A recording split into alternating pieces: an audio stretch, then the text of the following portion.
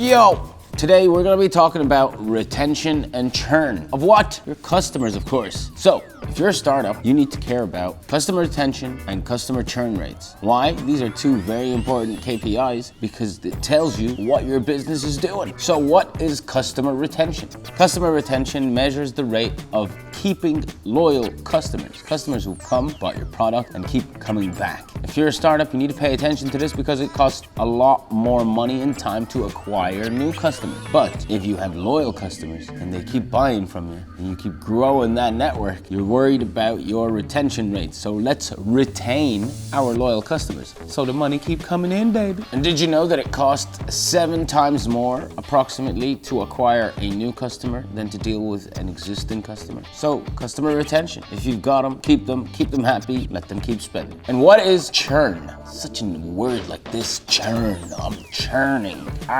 What is customer churn? Your churn rate, or sometimes referred to as customer attrition, is the opposite end of the spectrum. It's the other side. Customer retention here, and all the way here, you've got your churn. And churn measures the rate of customers that don't come back. So there are people who come and gone, and they ain't never coming back.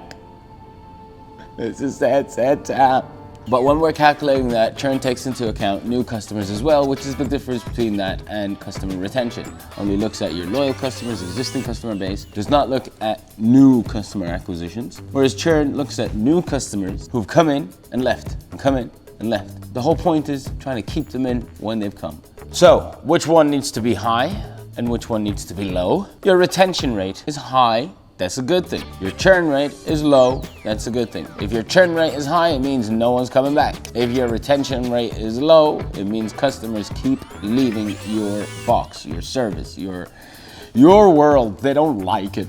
It's not for them. So, those are 2 KPIs that you as a startup or a service provider need to look at. Customer retention and churn rate. I feel like I should be eating something when I say the word churn.